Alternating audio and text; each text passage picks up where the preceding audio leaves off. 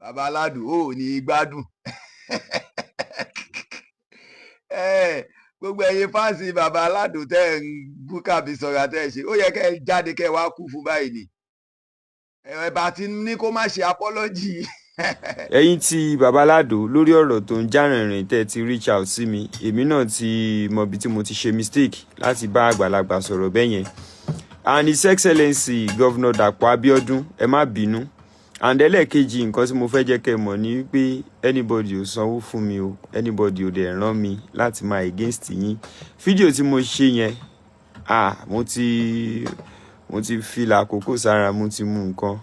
And that time I was under stress, I was under frustration. Ẹ má bínú, ẹnu kàn gbé mi ni, ẹ má bínú torí Ọlọ́run.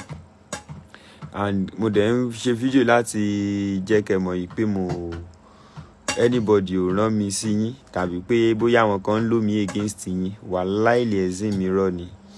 Even kan tó bá ní pé statement of account mi kí n provide ẹ̀ láti jẹ́ kẹ́ mọ̀ pé anybody ò sanwó fún mi láti máa ta ọ́fíìsì yín o.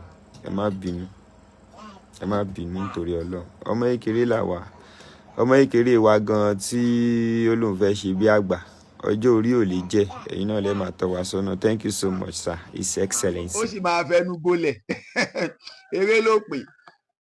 Ogun State náà ń pè bí Ogun State never joke with anybody.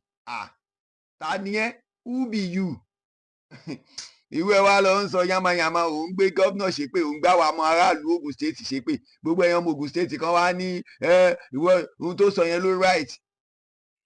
Kí ni Portable sọ ní Ìbàdàn? Kìdá pé Portable sọ pé kò sí ilé POP nìbàdàn, òun kọ́ lẹ ṣe ní Portable kò gbọ́dọ̀ wọ Ìbàdàn mọ́. Tí báyìí pé ẹ ti ya wèrè. Ẹ̀yàn ọmọ Ogun State kan wá ní ohun tó sọ yẹn dá. Òótọ́ gómìnà wa ni wọ́n lóòótọ́ ohun tó ń ṣe lọ́wọ́ ọ̀wọ́n náà mọ̀ kọ́lọ́n kó jọ kó bá wa jẹ́ wọn ṣàṣeyọrí. A dẹ̀ ń bẹ̀ wọ́n ní gbogbo àwọn ọ̀nà tó kù tí wọ́n bá fẹ́ ṣe kán bá wa ṣe. Wọ́n ṣe ń àdírẹ́sì àgbàlagbà nìyẹn, kì í ṣe pé ká máa gbé àgbàlagbà ṣépè.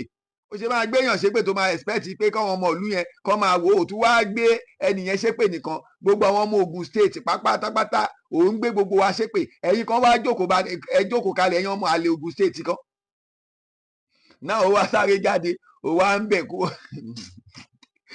onítọ́mọdé tó bá fẹ́ ṣe bí àgbà ọjọ́ orí ò ní jẹ́. Ọtí ló ń dẹ̀ ẹ́ láàmú, làkókò ló mu tó ń dẹ̀ ẹ́ láàmú, ò ní gbádùn. Ó yẹ kí gbogbo ẹ̀yin fáǹsì ẹ̀ wá jáde báyìí kẹ́ máa ní kẹ́ ẹ gbé plágà síta báyìí kẹ́ ẹ máa ní justice for bàbá Alado, justice for bàbá Alado, justice for bàbá Alado.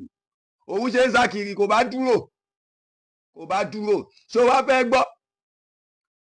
Ó ṣàpọ́lọ́jì ó ṣàpọ́lọ́jì wọn ọ̀bí eré kó wo Ogun State. But àwọn tọ́pọ̀lọ́ ẹ pé làwa ń bá sọ̀rọ̀, àwọn torí wọn pé ẹ gbàgbé pé gọ́vnà kan kò kàn mí, kò kàn kí ló kàn mí pẹ̀lú gọ́vnà, kò sí tó kàn mí náà. Àmọ́ tó ń dùn wá ni wípé o gbé gọ́vnà ṣépè, o tún gbé àwọn ọmọ ìlú ṣépè, ẹ̀yin sì jókòó kalẹ̀ ẹ̀ ń wò. Ṣáwọn àwa lè ṣerú ẹ̀ sílùú wọn ni? A lè ṣe náà. So kọ́lọ́n kó ṣàánú wa kó dúró tó wa. Bàbá Alado àpò ara ẹ ló ń sọ o, tó bá ń gbọ́ gbàgà ohun orí ẹ ló dùn yẹn o. Bàbá Alado, you go smell pepper saying rubbish to our state, to our governor, to indigenous of Ogun State, and you people sitting down there and say that what that man said is right. How come? Ní gbádùn gbogbo ẹ̀yin tẹ́ ẹ sọ pé ohun tó sọ right. Mo tún ti máa tún sọ ní gbádùn gbogbo ẹ̀yin tẹ́ ẹ ní Alado yẹn ó bẹ́tà ju mi lọ, ó wà òkè ju mi lọ. Ṣé mo tọrọ jẹ lọ́wọ́ ẹ rí? Àbí mo tọrọ jẹ lọ́wọ́ Alado rí? Àwọn òun ṣàtọrọ jẹ. Ọlọ́run ń ṣàánú wa níwọ̀n bàbá àti lágbára máa dẹ̀ ń dúpẹ́ lórí ẹ̀. Àmọ́ ẹ lè tàbùkù bá gómìnà lu wa sẹ́, gómìnà lu wa ẹ lè tàbùkù bá, ẹ dẹ̀ lè tàbùkù bá àwọn leaders wa, ẹ dẹ̀ lè tàbùkù bá gbogbo ọmọ Ogun State káwa má jáde ká má yálà àpòkò ẹ̀yẹn ló máa tún lọ gbé tó máa mú tójú ẹ máa gíran bó ṣe kọ́kọ́ gíran nígbà tó kọ́kọ́ ṣe fídíò.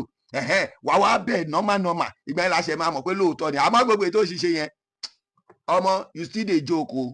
Bàbá wa Wakilu Mùsùlùmí Edo and Delta, bàbá wa Sheikh Sugar, Ọlọ́run níjó bàjẹ́ fún yín, Ọlọ́run níjó bàjẹ́ fún yín, ìlú ò ní dàrú mọ́ gbogbo yín lọ́wọ́ lágbára Ọlọ́run.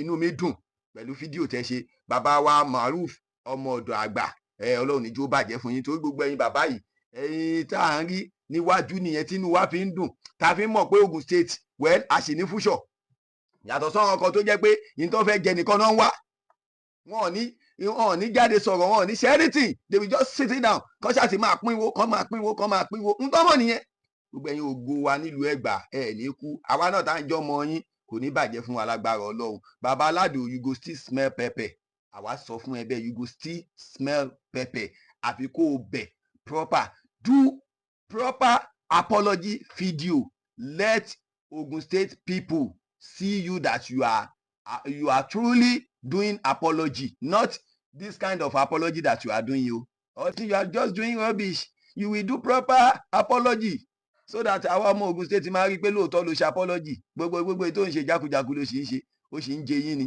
Ọlọ́run níjó bàjẹ́ fẹ́ ní kọ̀ọ̀kan wa Kabi social media we still on the matter I will fear anybody àdẹ̀bẹ̀rù anybody if you talk anyhow you go see anyhow Ogun State kò ní bàjẹ́ o Nàìjíríà kò ní dàrú ìlú Ẹ̀gbá lápapọ̀ kò ní bàjẹ́.